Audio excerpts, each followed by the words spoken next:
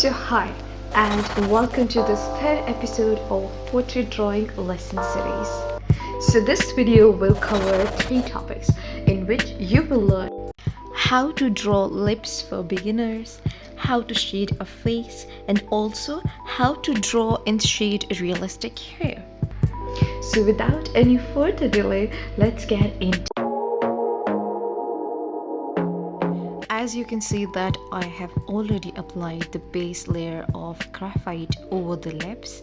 I'm starting off by blocking in the darkest part of the lip, which is the center line. And to do that, I'm using here 3B Derwent pencil, and now I'm going in with the blending Stump to get a subtle and soft shading. You can erase the excessive part of the graphite using an ordinary eraser. Well, after that, I'm going in with an electric eraser to pull up some of the lip texture for the further details. I'm also pulling up some of the graphite from the upper part of the lips to really make it look pop.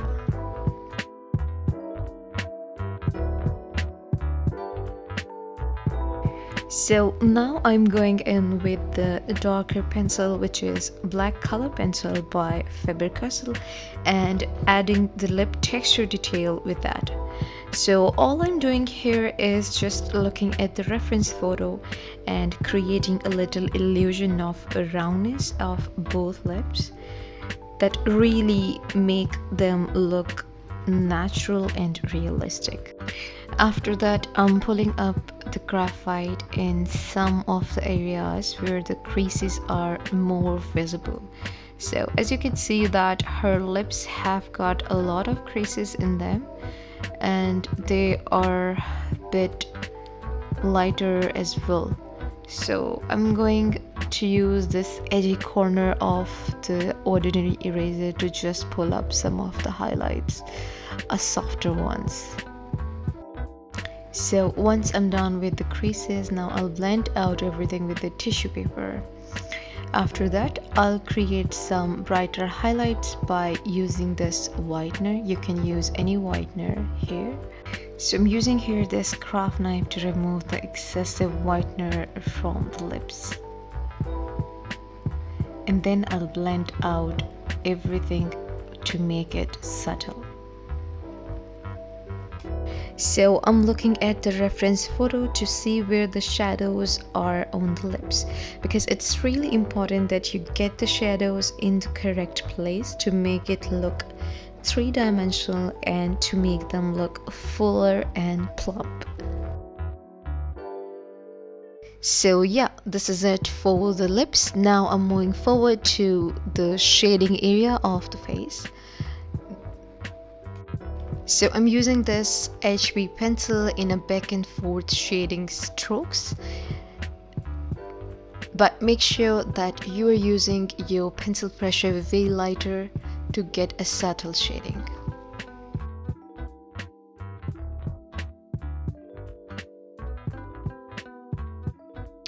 After that, I'm going to redraw the hair outline once again.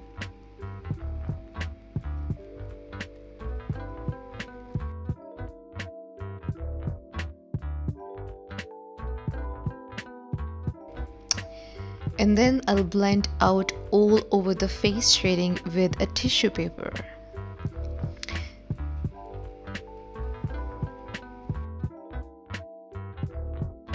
So as you can see that she's got a light contour shading on her cheek area, her cheekbone area, and also around her temples. So I'm just making sure that I'm slowly building up these layers. I also recorded a video on blending tools where I demonstrate about the blending and shading tools. So I'll leave a link of that video in the card up above if you want to check that out. Once I got a shading, then I'll blend out everything with the tissue paper, and I'm just readjusting the face outline with the HB pencil.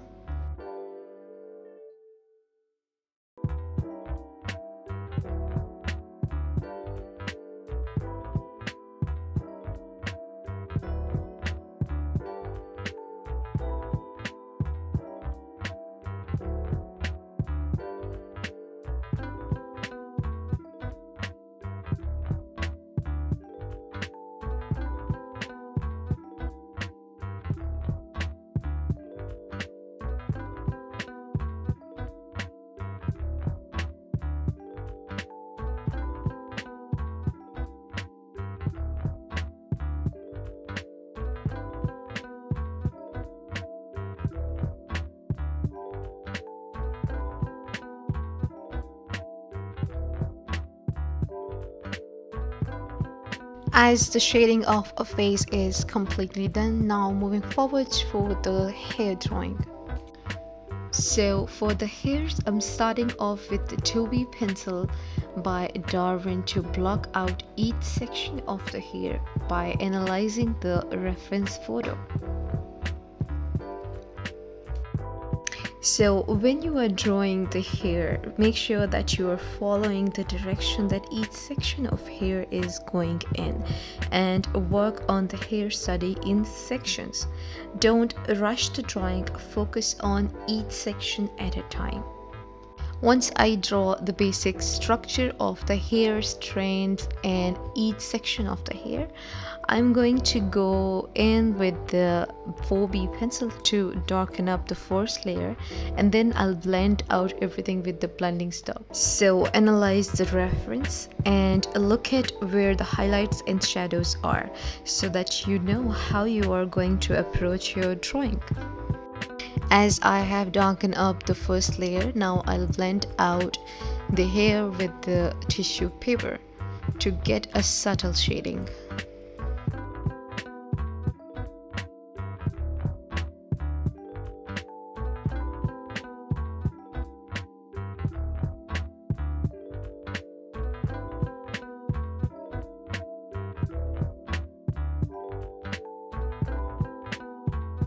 So now I'm going in with the darker pencil, which is a black color pencil by Faber Castell, to overlaying the graphite with the darker pencil one.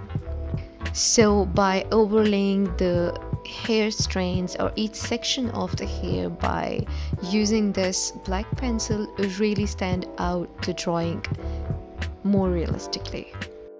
Once I finished drawing the darker values, now I'm going in with the electric eraser to pull up some of the hair highlights.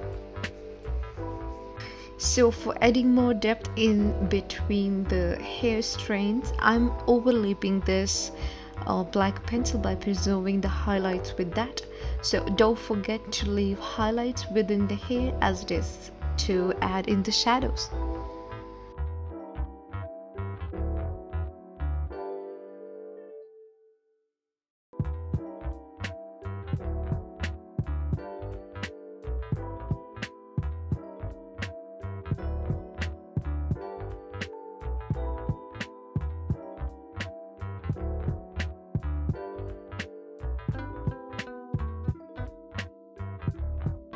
Okay, now let's get into drawing this right hand side of the hair, and as you can see that I'm focusing on this particular clump first and establish the darkest part of each clump of the hair. So look at your clumps of the hair, whether it's straight, curly, wavy, no matter what sort of style it is. You really need to identify where are the shadows and highlights in this particular head of the hair. So like we have curls, it tends to be the shadows are on each side of the curls, and toward the middle it becomes more highlighted. So use your pencil strokes in terms of lines rather than like circular motions, because you might use a lot of circular motions for doing skin or shading, but with hair I like to use the lines go in the direction that the hair is actually flowing in.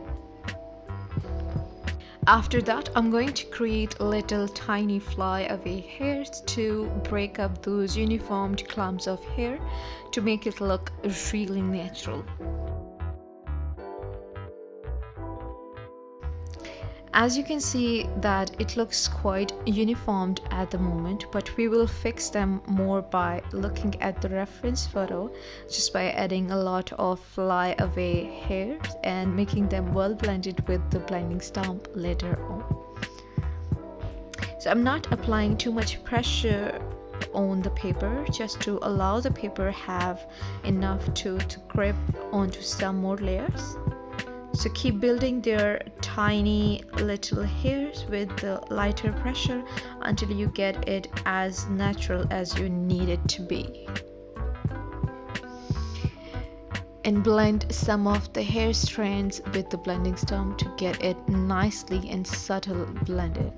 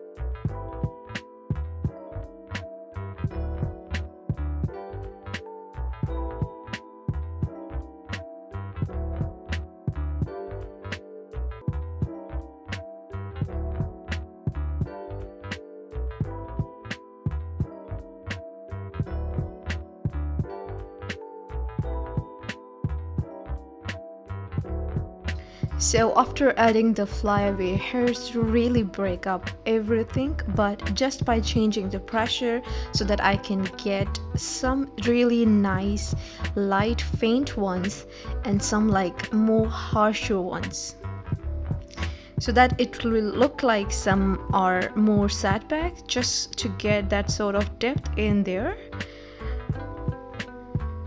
So that's how I drew this realistic hair. So I'm just adding some final details in the hair, and I hope you have learned something from this tutorial and found it useful. Thank you so much guys for watching this video. I really hope you enjoyed this tutorial. So if you did, please give it a thumb up and subscribe if you're new around here. I see you in the next video. Till then, bye bye.